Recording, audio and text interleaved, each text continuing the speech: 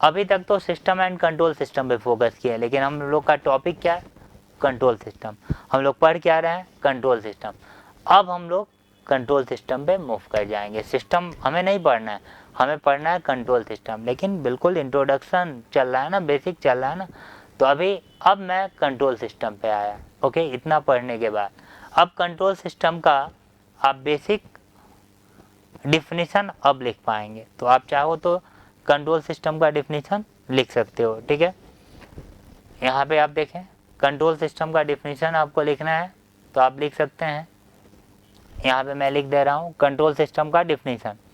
आप लोग भी अपने कॉपी में लिख लेंगे और फिर उसके बाद हम लोग देखेंगे block diagram model of open loop control system, block diagram model of open loop control system, ठीक है। लेकिन पहले कंट्रोल सिस्टम का आप डिफिनीशन लिखेंगे।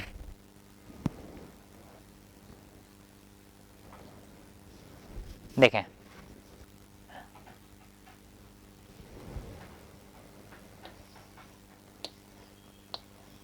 तो देखो, इतना पढ़ने के बाद हम लोग आए हैं कंट्रोल सिस्टम पे। अब हम लोग बिल्कुल फोकस करने वाले हैं किस पे, कंट्रोल सिस्टम पे, जो हमारा सब्जेक्ट है।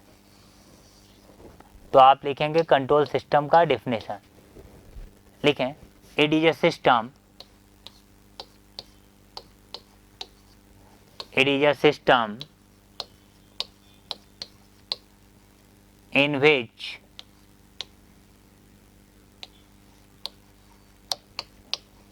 which any quantity of interest, any quantity of interest is varied according to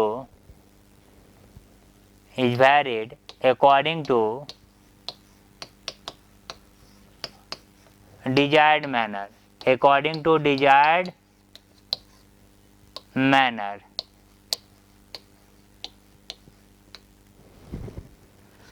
according to desired manner। Okay, तो देखें, इसको हाईलाइट कर लेंगे।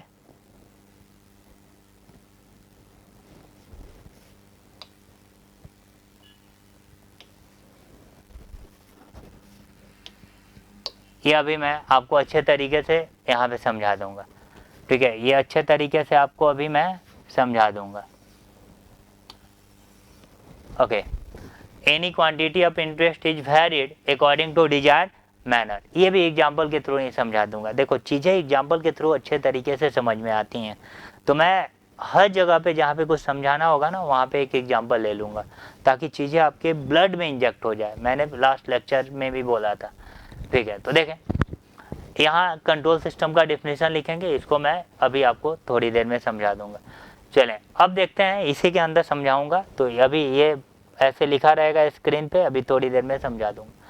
देखें, block diagram model of open loop control system. पहले हम बात करेंगे ओपन लूप कंट्रोल सिस्टम का, फिर बात करेंगे क्लोज लूप कंट्रोल सिस्टम का। तो देखो, लूप का मतलब क्या होता है, ये तो सभी लोग जानते होंगे ना। लूप का मतलब, देखो, लूप का मतलब होता है जहाँ से स्टार्ट करे वहीं पे क्या हो जाए, कंप्लीट हो जाए। एक ऐसा रास्ता है, एक ऐसा पाथ जो जहाँ से स्टार्ट होगा वहीं पे टर्मिनेट होगा, जहाँ से स्टार्ट होगा वहीं पे ख़त्म होगा। ओके, तो ऐसा कुछ अगर बन जाए तो इसको बोलेंगे हम लोग लूप। क्लियर, क्या बोलेंगे, लूप। जैसे यहाँ से अगर मैं कुछ आउटपुट लेता और यहाँ पे लाके मिक्स कर देता, इसको फीडबैक बोलते हैं। आउटपुट से कुछ लेना और इनपुट में ले जाके मिक्स कर देना, इसको बोलते हैं हम लोग फीडबैक। ओके, तो देखो, ऐसा कुछ फीडबैक होता है ना, तो ये एक क्या बन जाता है, यहाँ से स्टार्ट किया और वापस यहीं पे आ गया, तो ये एक लूप बन जाता है। ये क्या बन जाता है, एक लूप बन जाता है। तो ये एक लूप बन जाता है, तो इसको हम लोग बोलते हैं क्लोज लूप। क्या बोलते हैं, क्लोज लूप। लेकिन अभी फ़िलहाल ऐसा तो कुछ है नहीं, ऐसा तो कोई लूप बन नहीं रहा है। ये सुनो, तो कोई लूप नहीं बन रहा है। ये बिल्कुल रास्ता जो है ना, ये बिल्कुल ओपन है। क्या है भाई, ओपन है, ठीक है। इनपुट से आउटपुट जाने का जो रास्ता है बिल्कुल क्या है, ओपन है। इस मॉडल में, इस ब्लॉक डायग्राम मॉडल में कोई ऐसा लूप टाइप का कुछ फिगर में आपको नहीं दिख रहा है। Clear, okay. तो इसको हम लोग क्या नाम देते हैं, ओपन लूप। क्या बोलते हैं, ओपन लूप। ओके, इसको बोलते हैं ओपन लूप कंट्रोल सिस्टम। तो कैसे आप पहचानोगे कि कौन सा ओपन लूप कंट्रोल सिस्टम है, कौन सा क्लोज लूप कंट्रोल सिस्टम है? तो जिसमें आपको फीडबैक नहीं दिखे, अगर अभी बोला था ना कि अगर आपको यहाँ से लेके यहाँ तक एक फीडबैक दिख जाता तो आप बोलते कि ये आपका एक क्लोज पाथ बन गया, तो आप बोलते इसको क्लोज लूप। क्या बोलते? Close loop. लेकिन अभी फिलहाल ऐसा तो कोई लूप यहाँ पे दिख नहीं रहा है, तो इसको बोलते हैं हम लोग open loop control system. Clear? Okay. अब देखें ओपन लूप कंट्रोल सिस्टम का एक प्रैक्टिकल एग्जांपल लेके मैं इसका फंक्शन समझाना चाहूँगा कि इनपुट का क्या मीनिंग होता है, आउटपुट का क्या मीनिंग होता है और कंट्रोलर का मतलब क्या होता है। यहाँ कंट्रोलर देख रहे हो ना, कंट्रोलर जो मैकेनिज्म को, जो प्रोसेस को क्या करे, कंट्रोल करे, उसको हम लोग बोलते हैं कंट्रोलर। ठीक है ना? क्या बोलते हैं? कंट्रोलर। तो देखो आपका ओपन लूप कंट्रोल सिस्टम में दो ब्लॉक होता है, एक होता है कंट्रोलर और एक होता है प्लांट। तो यहाँ पे मैंने कंट्रोलर दिखाया, प्लांट नहीं दिखाया, तो मैं प्लांट भी दिखा दे रहा हूँ।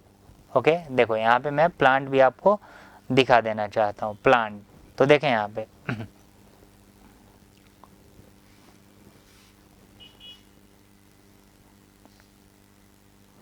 ओके, तो ये आप यहाँ देख पा रहे हैं प्लांट, ये आपका प्लांट जहाँ पे कोई भी प्रोसेस एग्जीक्यूट होता है, ठीक है, इसको बोलते हैं हम लोग प्लांट, या कई बार इसको बोला जाता है प्रोसेस। क्या बोला जाता है साहब? प्रोसेस। ओके, इसको थोड़ा टॉप पे ले लेता हूँ। हाँ देखें यहाँ, और ये है आपका output,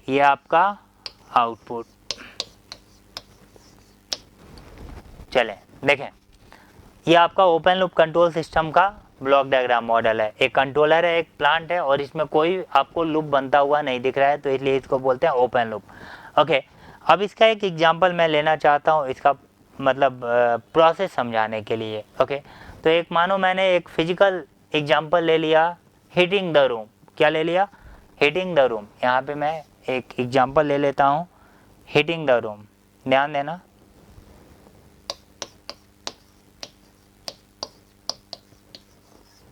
heating the room,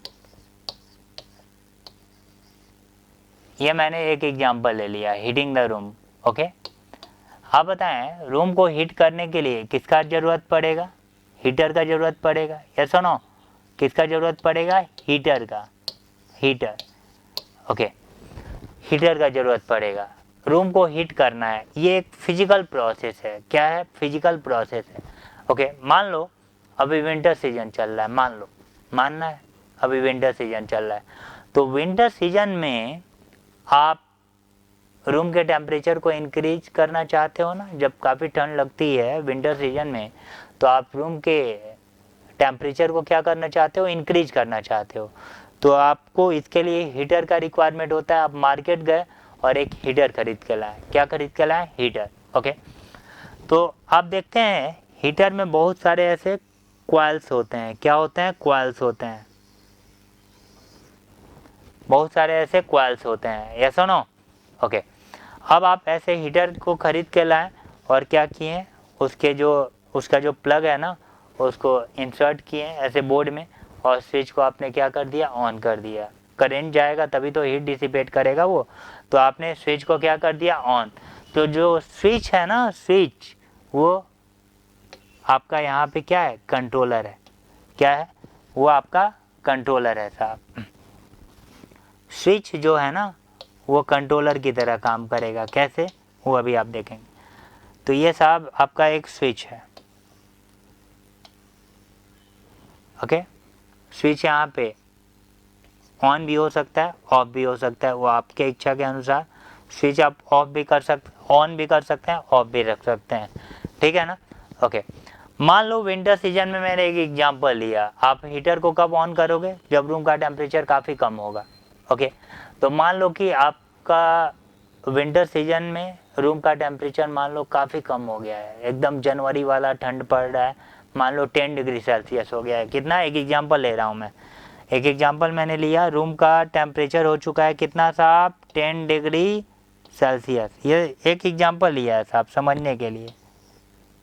10 degree Celsius, ठीक है 10 डिग्री सेल्सियस, ये काफ़ी लो टेम्परेचर है ना, मतलब इस समय काफ़ी ज़्यादा ठंड है, काफ़ी ज़्यादा कोल्ड है, ठंड है, ठीक है ना, कोल्ड काफ़ी ज़्यादा है, ठंड काफ़ी ज़्यादा है।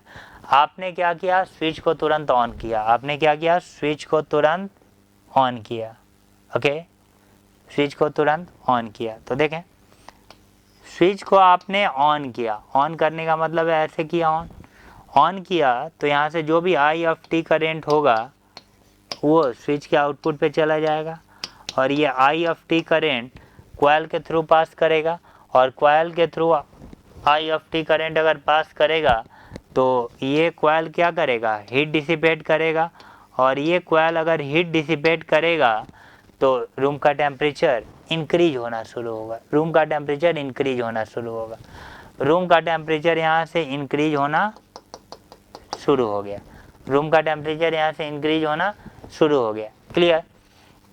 एक टाइम आएगा जब रूम का टेम्परेचर 20-25 तक भी पहुँच चुका होगा, ठीक है ना। अगर रूम आपका बिल्कुल पैक है, आइसोलेटेड रूम है, ठीक है, आइसोलेटेड बिल्कुल, एक मानो 10 बाई 10 का या मानो 8 बाई 8 का छोटा सा पैक रूम है, बिल्कुल आइसोलेटेड है, पैक है, और उसमें आपने एक बड़ा सा हीटर ऑन कर दिया है, बड़ा सा हीटर ऑन कर दिया है, तो रूम का टेम्परेचर 32 डिग्री सेल्सियस तक भी जा सकता है।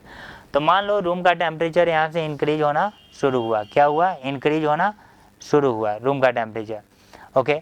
रूम का टेम्परेचर 10 डिग्री सेल्सियस से इंक्रीज होके मान लो 30 डिग्री सेल्सियस हो गया, रूम का टेम्परेचर 30 डिग्री सेल्सियस हो गया।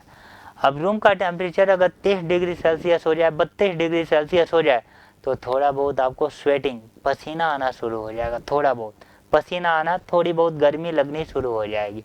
30-32 डिग्री सेल्सियस पे आपको थोड़ी बहुत गर्मी लगनी शुरू हो जाएगी। आप तुरंत जाओगे और हीटर को क्या कर दोगे, आप हीटर को तुरंत ऑफ करोगे, हीटर को क्या करोगे, ऑफ।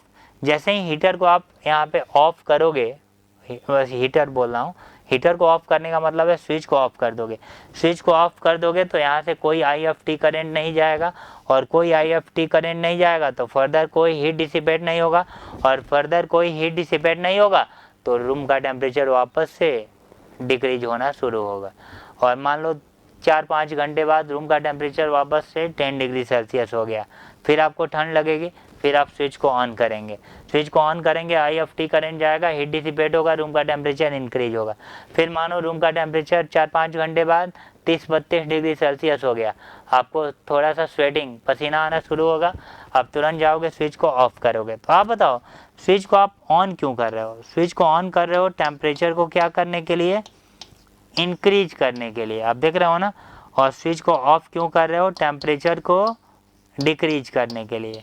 स्विच ऑन कर रहे हो तो रूम का टेम्परेचर 10 से 30 तक भी जा रहा है, और 30 जाते ही आपको थोड़ी बहुत गर्मी लगनी शुरू हो रही है, ठीक है।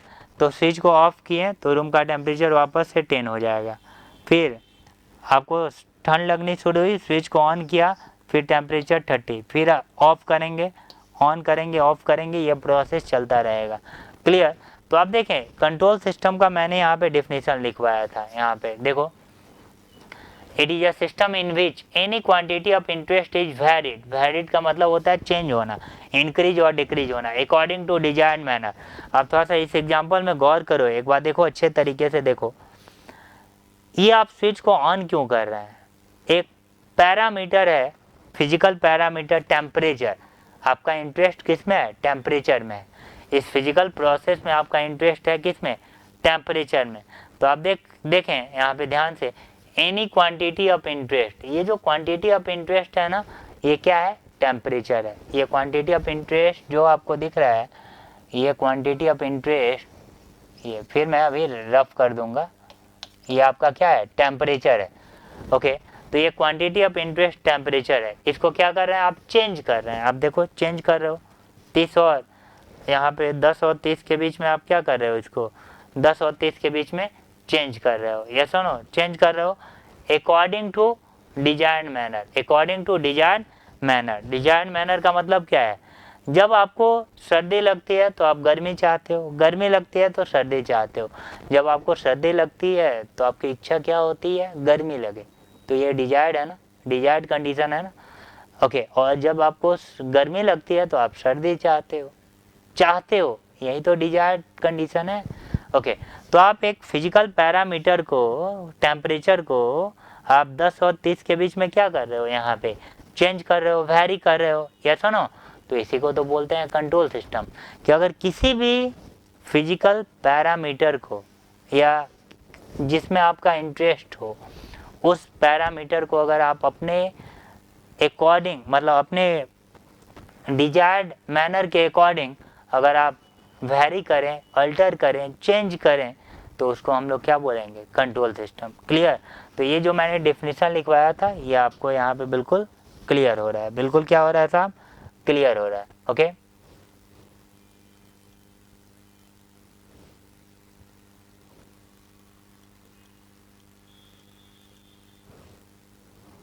ओके, चले तो देखें।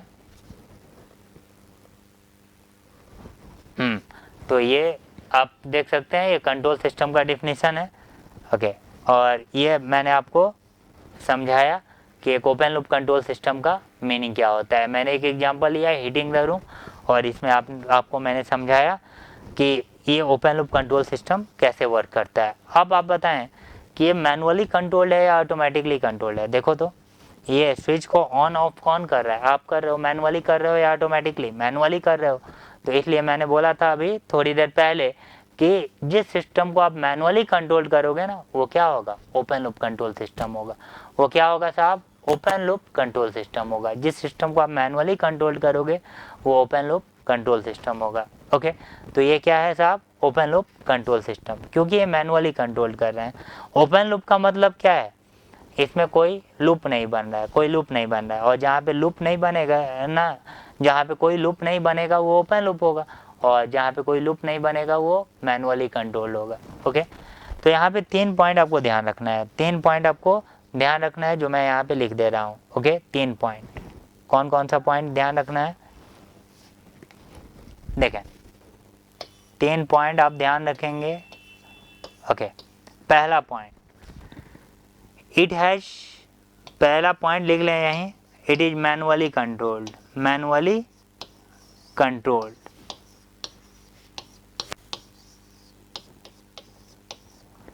ओके, पहला point it is manually controlled. Second point, it has no feedback, it has no feedback, no feedback.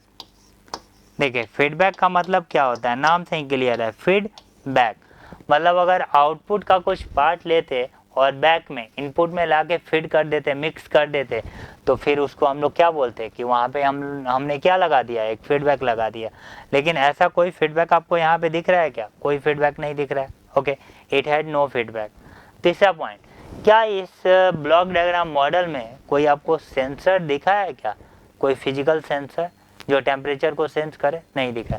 ये तो बस 10 और 30 जो मैंने लिया है ना, ये 10 और 30, ये बस एग्जाम्पल लिया है। ऐसा कोई टेम्परेचर सेंस करने के लिए इसमें कोई ऐसा आपको सेंसर नहीं दिख रहा है। तो ओपन लूप कंट्रोल सिस्टम में कोई सेंसर भी नहीं होता है, तो it has no sensor, it has no sensor, यहाँ कोई फिजिकल सेंसर प्रेजेंट नहीं है।